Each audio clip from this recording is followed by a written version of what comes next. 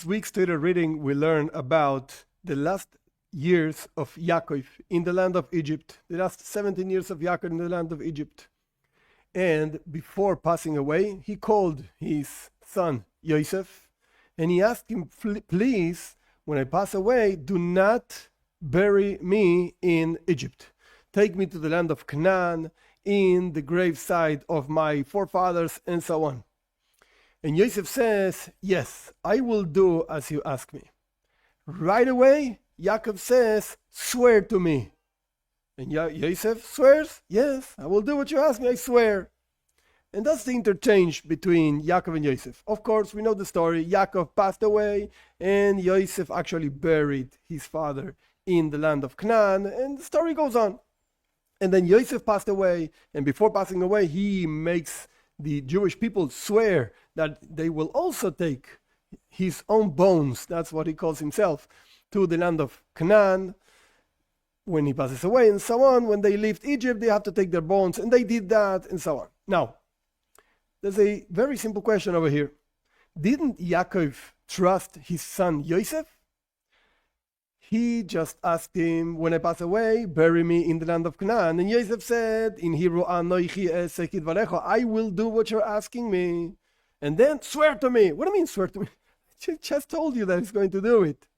Don't you trust him? He was the viceroy of Egypt. He was a powerful person. He was a faithful son of Yaakov. What's the problem over here? So the classic commentaries say that, you know what? The swearing of Yaakov making Yosef swear wasn't really for Yosef. Yaakov was not untrusting Yosef. The truth is, Yaakov did it on behalf of Yosef because of the Pharaoh, because of Parshat. Why? Because when actually, and the Torah says in this Parshat, in this reading, when actually Yosef wanted to go to the land of Canaan in order to bury his father, he asked permission from the king, from Pharaoh, and Pharaoh ends up saying, go bury your father, kasher ishbiacha, the way he made you swear. What does that mean? Did Pharaoh know about the swearing?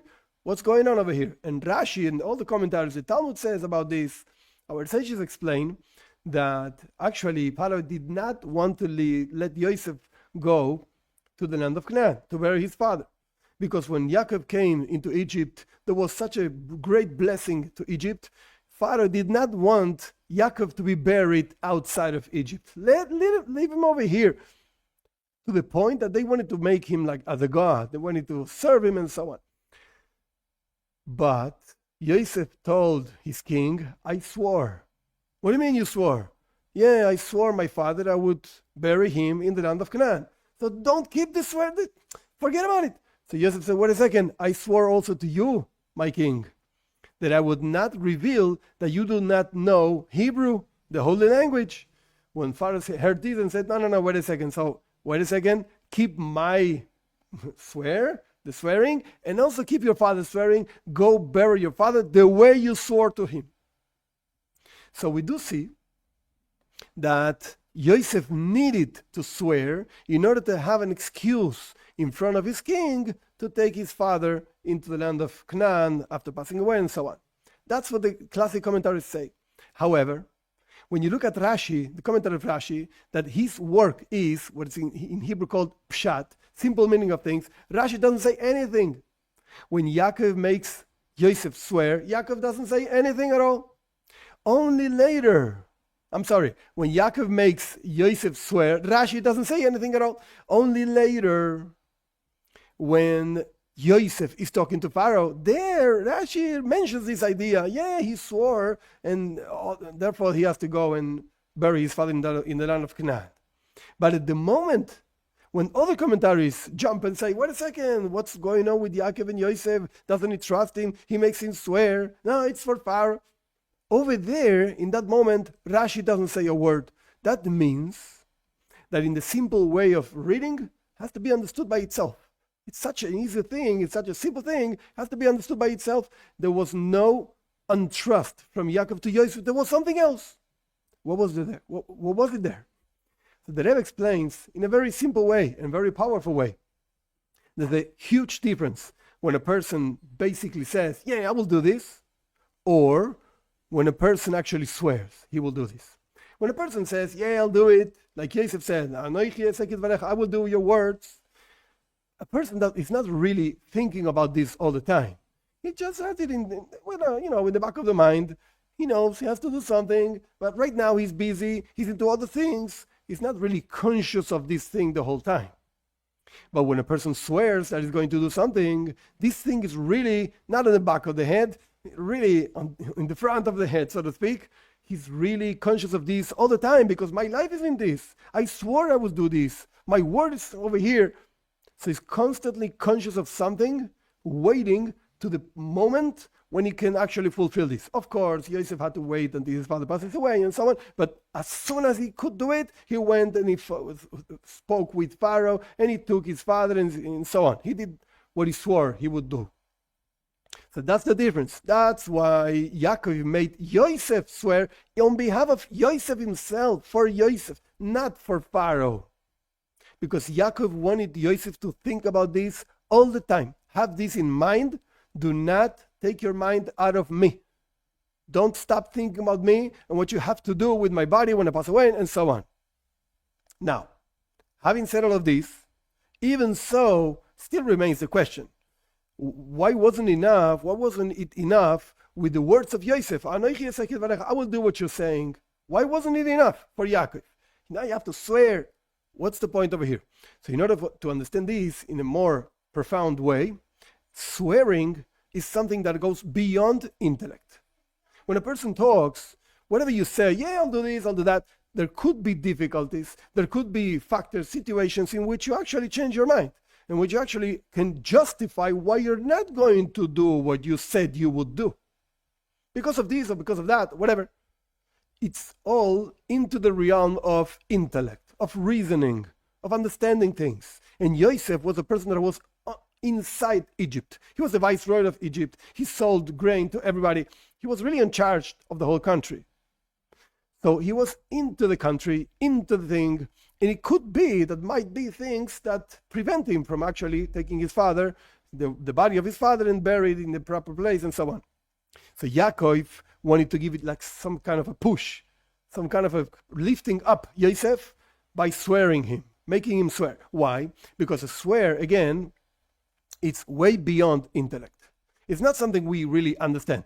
You put your life into this, and whatever situations arise, I don't really care. This is your life. Not only you have to be thinking about this all the time, but this is way beyond intellect, way beyond whatever factors can come up. And Yaakov, actually, he lived in this way. Even when he was in Egypt, he wasn't really in exile. Why? Because he was in the north of Egypt, the land of Goshen, that's what it was called. Apart from everybody else, with his animals, the cattle and so on, he wasn't really into Egypt. Yosef was into Egypt, so Yaakov wanted to lift him up in order for him to have the power of later talking to Pharaoh and saying, yeah, I'm going to take my father. I'm really out of this place. That's why in the moment that Yaakov made Yosef swear, Rashi doesn't say a thing. It's obvious. Yaakov wants him to be really involved into thinking about the burial place of Yaakov. Now, what can we learn about this? There are a few ideas. But one of the ideas is the way a person has to think about God is not something occasional. Yeah, I have my life, and from time to time, yeah, there's godliness. Yeah, there's a mission. Yeah, but I'm busy right now. I'm watching Netflix. I'll think about it later. No. The way we have to deal with our connection to God is in a way of a swearing, shavua in Hebrew, quote unquote. What does that mean? It has to be a constant thing. That means your life is godliness. And sometimes you have to do other things, which if you really want to delve into it, there are no other things. There are laws in the code of Jewish law, the Shulchan Aruch, even how to go to the bathroom. There are no aspects out of godliness in this world. Nothing, even a garbage dump, that's also godliness. There are rules, what to do there, what not to do there, what to think about Torah, talk about Torah, not. There are no things left, so to speak, to whatever occasions happened. There's no such a thing in Judaism. And this we learn from the way Yaakov wanted Yosef to think about his particular burial place. This also has relationship with Mashiach. There's not such a thing. I mean, one of the 13 principles of Judaism is to think about Mashiach. But it's not just, yes, from time to time I think about Mashiach, but right now I'm busy. No.